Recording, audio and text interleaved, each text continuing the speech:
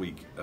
Radford is an outstanding team, very experienced, well coached. Obviously has some big wins already with on the road at Notre Dame in Texas. Very good guard. Carleek Jones is outstanding, getting in the paint, making plays for himself and others. Polite at the 4 spot is really just a high level athlete that can really play. He's dynamic off the bounce. He can make a 3, athletic at the rim, and then they defend well. They don't turn the ball over much. They're well coached. Mike does a really good job with them, and they're just playing with a lot of confidence and a lot of respect for what they're doing. Questions? Brad, with the injuries and everything that's going on, it seems like you're having a hard time getting this team into a rhythm and something that you feel comfortable with. What do you think you have to do other than getting back Marquise and getting those guys? At the end of the day, I mean, we can't be the team that we all want to be until we have everybody out there, you know, with some consistency in practice. It's just, I mean, you know, you need players, and when you're 2 of your best players have been hurt, you know, a good part of the year, it's going to set you back. Your timing and rhythm is going to get set back. Having said that, you know, we haven't played our best. You know, we didn't play as well defensively in the game at Mississippi State. You know, some of that's probably on me. I was probably worried about being able to score without Marquise in the lineup. So, I mean, we worked on our defense, but we spent a lot of time on offense and tried to create some situations we thought would be beneficial for our guys to give them confidence. I thought it helped Amir, and he showed that. Eli was very good, but you know, defensively we weren't very good, and you know, I've been disappointed in our defense. You know, at times this year we've been good in a few games, but other games we haven't been good at all, and you know, we need to be better in that area regardless of who's playing. That shouldn't affect us offensively.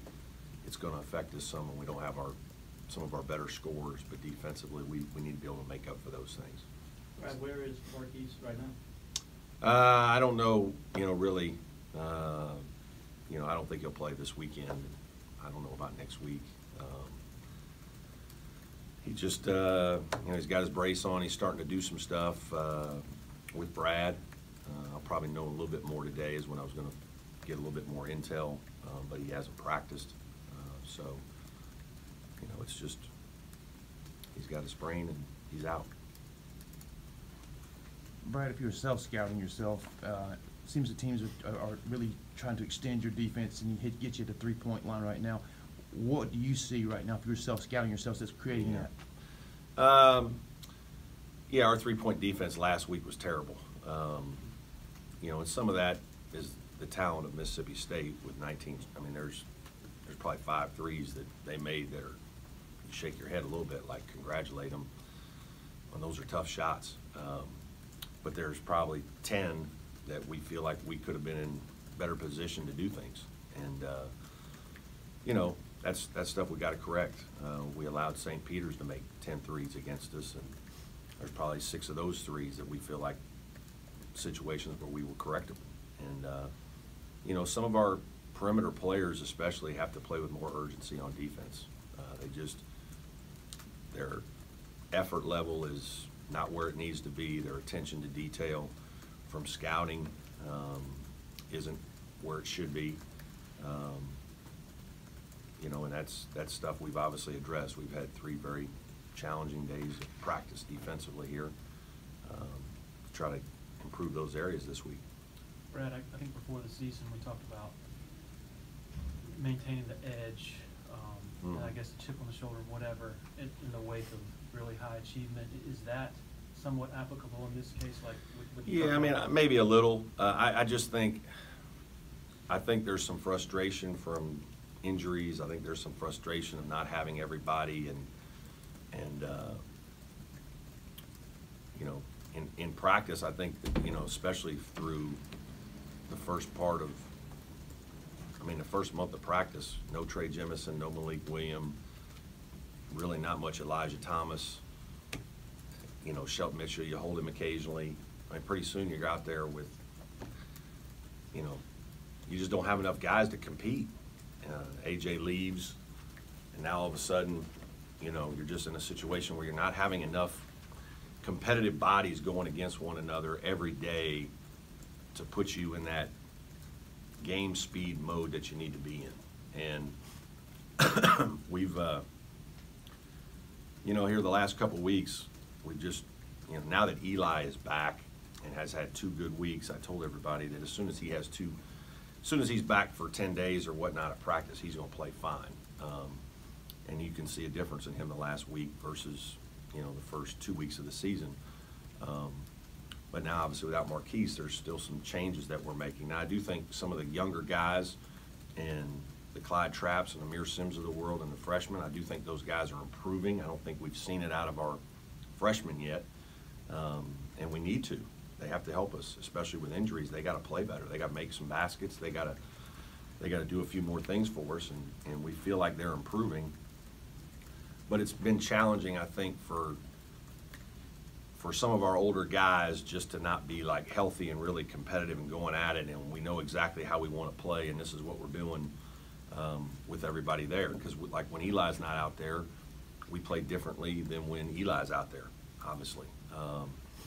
And obviously the same is a little bit true with Marquise. And so I don't know,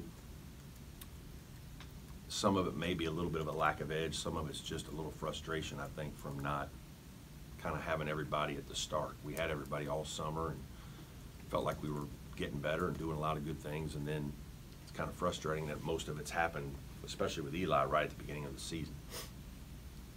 Do you think this stretch where you're having to play some of these younger guys and they're kind of having to grow up will be beneficial maybe later on? Yeah, I hope so. I mean, obviously, you know, guys need game experience.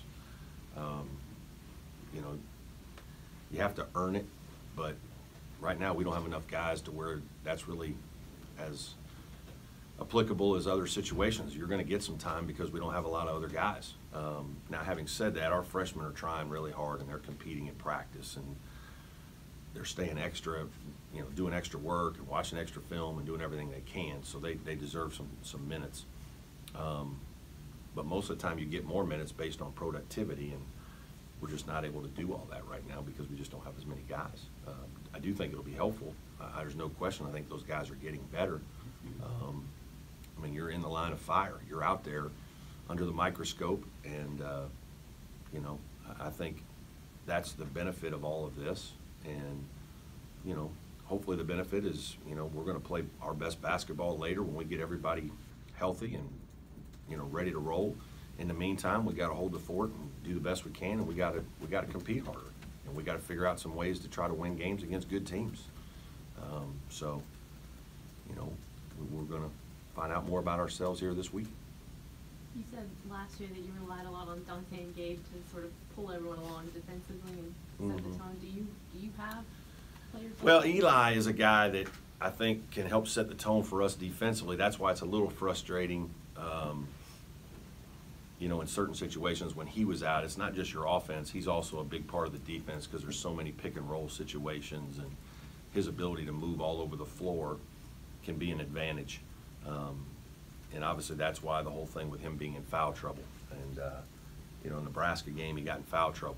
And that, you know, we lose a game by 2, and he doesn't play that many minutes. You know, he doesn't play 30 minutes.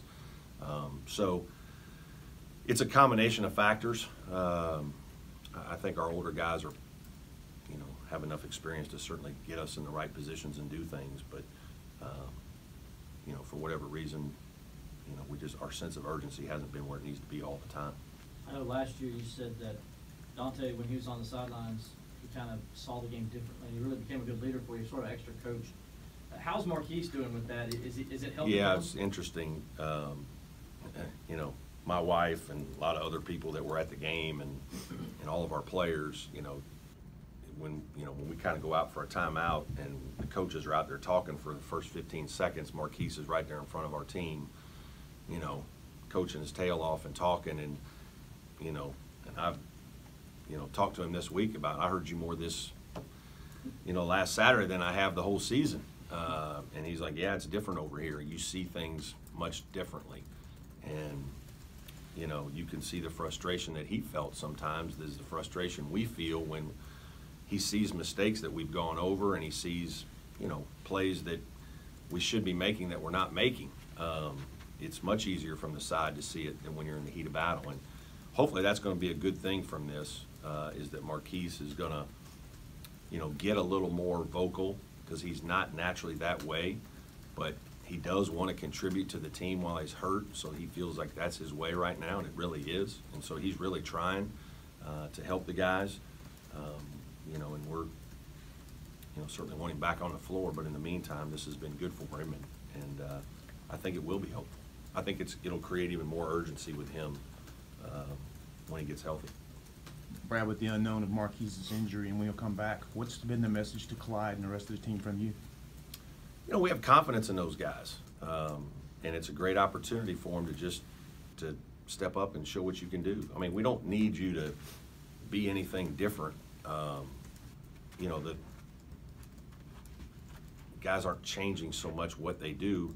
The thing that changes is Marquise takes 15 shots a game, and now those shots hopefully are going to somebody else, whether that's, you know, Clyde gets 5 more, or you know, Eli gets 3 or 4 more, or David Scarr's going to get 2 or 3 more, Shelton's going to get 2 or 3 more, and, you know, Hunter Tyson, John Newman are going to get a couple more, Amir Sims. I mean, it's going to go to somebody if we're handling the ball and taking care of the ball and getting into our stuff.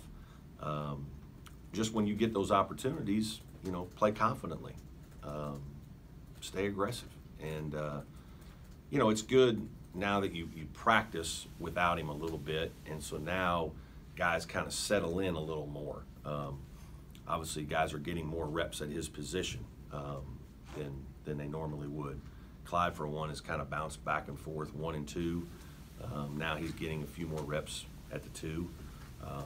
Still getting reps at the 1, and then John Newman's getting even more reps at the 2. He was getting reps at the 2 and 3, and so there is some comfort that comes from just practicing at a position.